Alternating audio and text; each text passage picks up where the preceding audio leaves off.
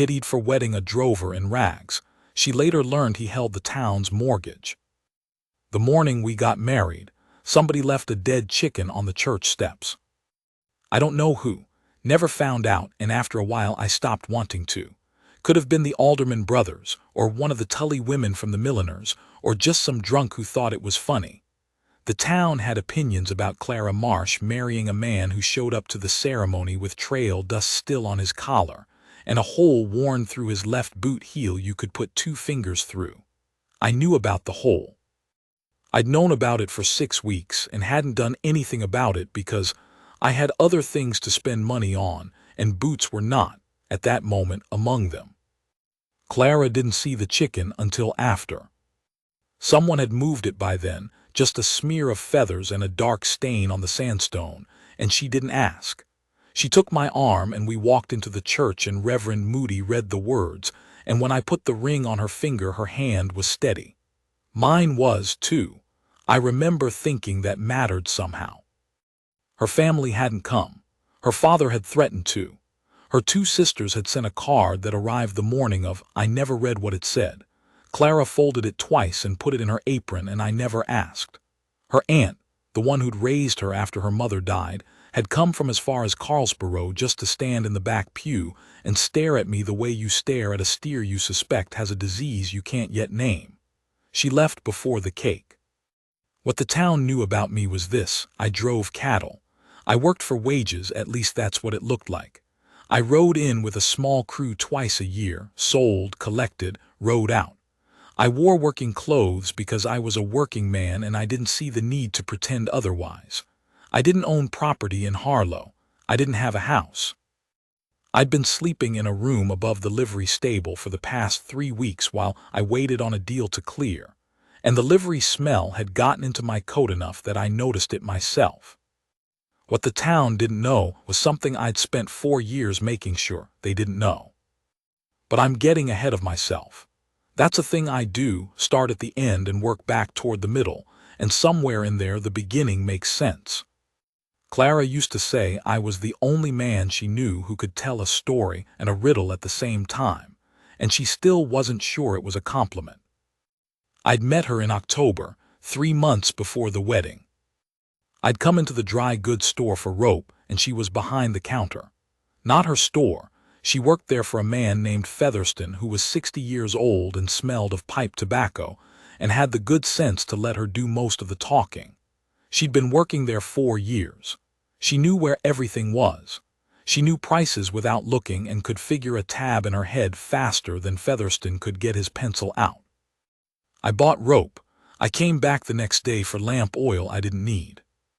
The day after that I didn't have an excuse, so I told the truth. I said I'd come back to talk to her if she wasn't busy, and she looked at me for a moment with those gray eyes that always seemed to be deciding something, and said she supposed she could spare a few minutes. We talked for 40 minutes.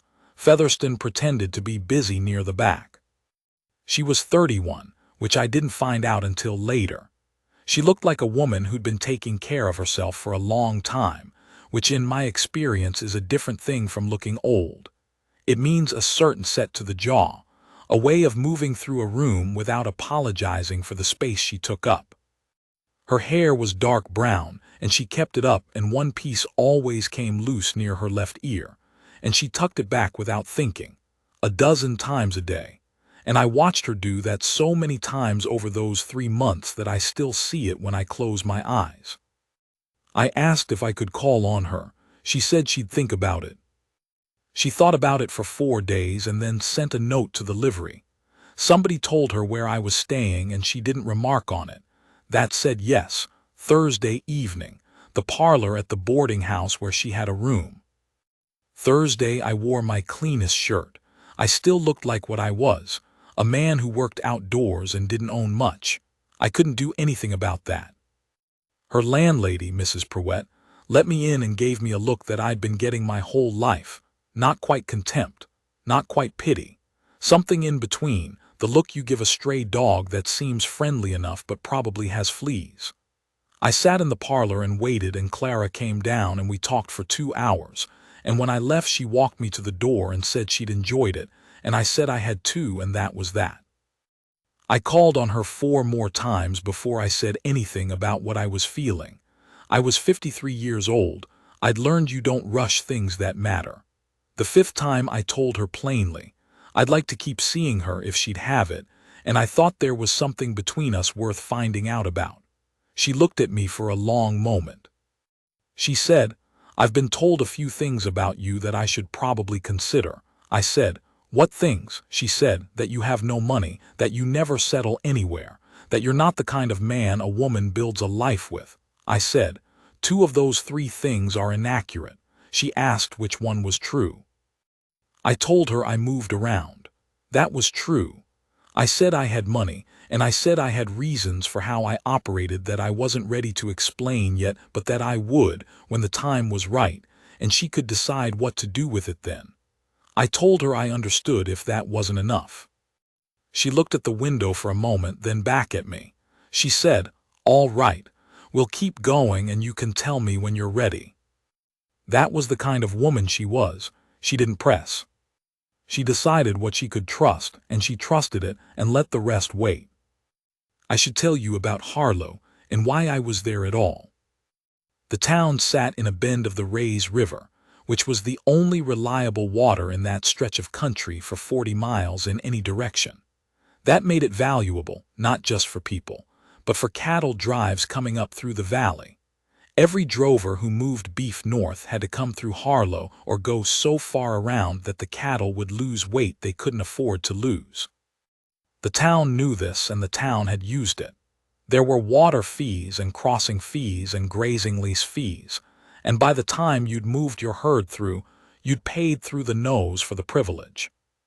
For 20 years, a man named Dorrance had run Harlow, not elected, owned.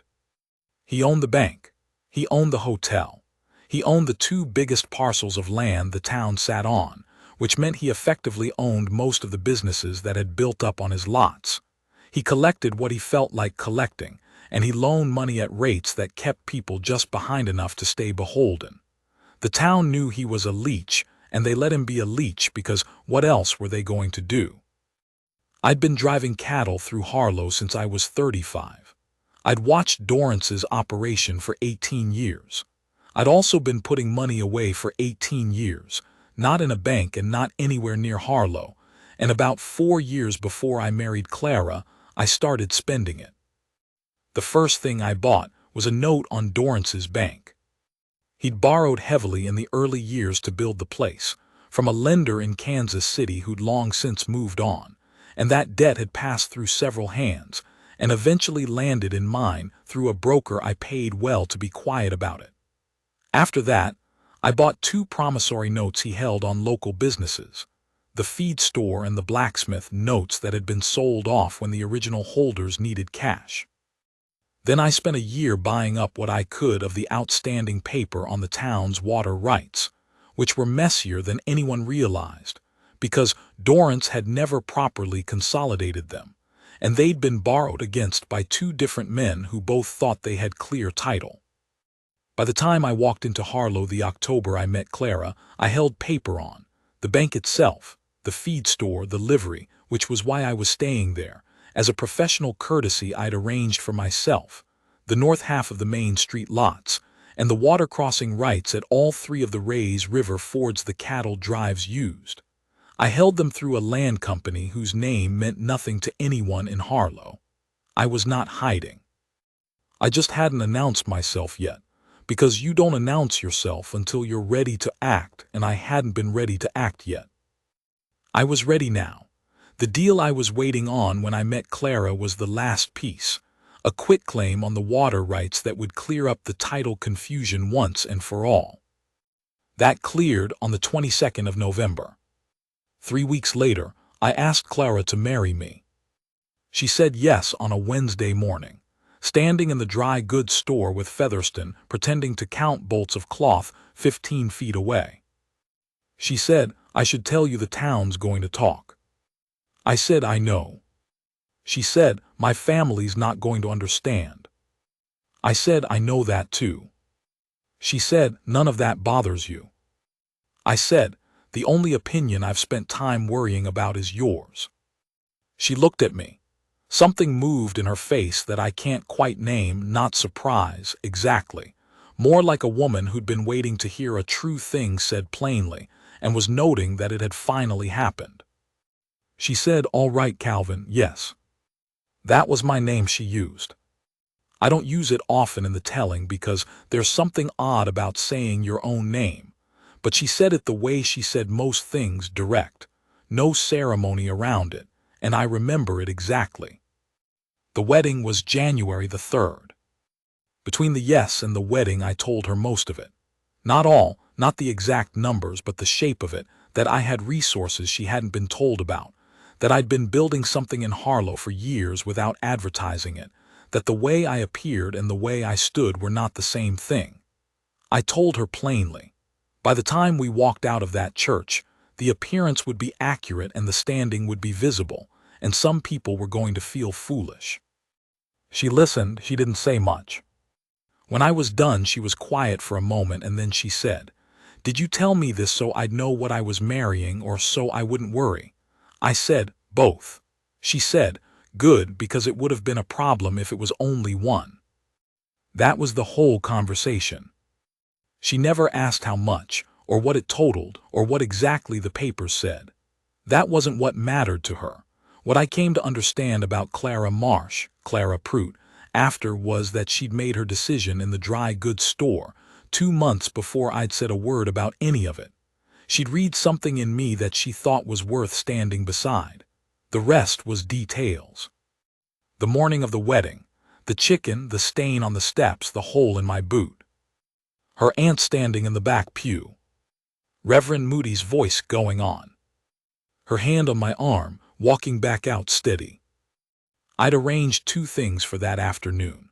The first was a room at the hotel, not the good room which Dorrance kept locked for important guests, but a clean room on the 2nd floor where I'd had the sheets changed and a fire laid. The second thing was a meeting.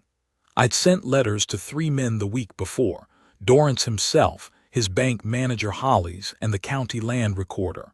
I'd asked them all to be at the hotel at 4 o'clock. They came because I'd identified myself in the letters, not by name, by the land company name and the note numbers. By 4 o'clock in the afternoon, Dorrance would have had enough time to figure out what he was dealing with. A man like Dorrance always checks. He checked. Clara knew about the meeting.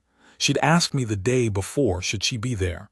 I said it was up to her. She said, "I'll be there." Here's what I'll say about that meeting. It was short. Dorrance came in with his hat still on, which was either a power move or just rudeness, and he looked at me, at the trail-worn coat, at whatever was left of my appearance from the morning, and he started to say something that I could tell was going to be condescending.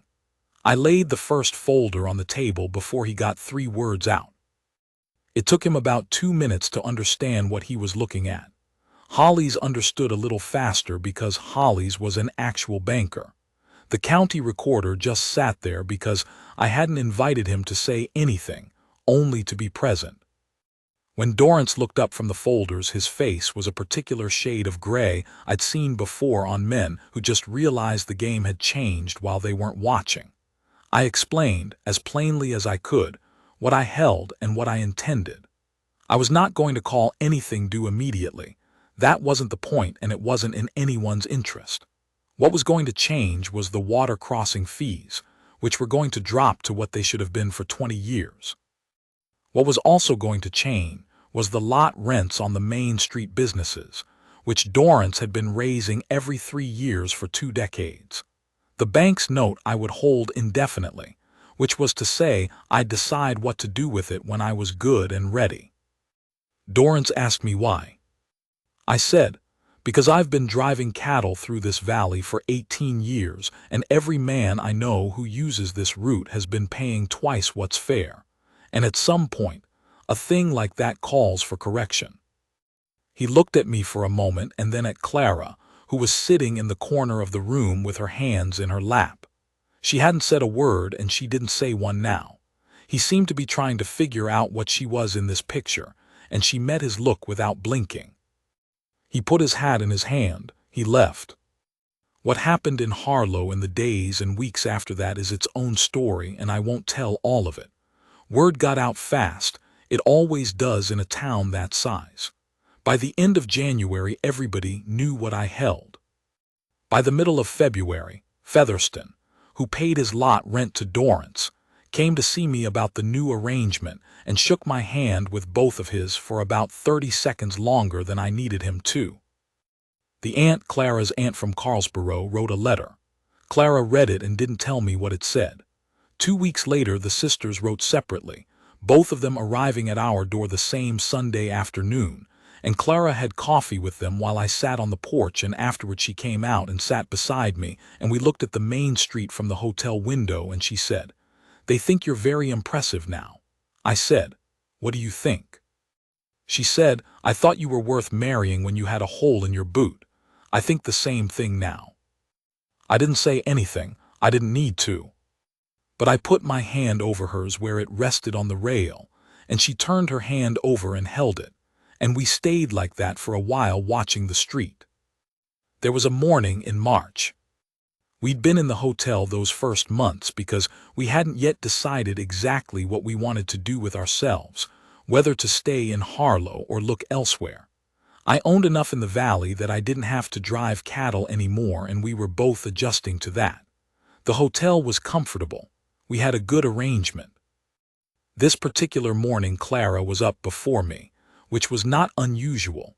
She had more morning energy than I have ever understood in a human being. And I woke up to the smell of coffee. She'd somehow gotten up to the room, and the sound of her at the window.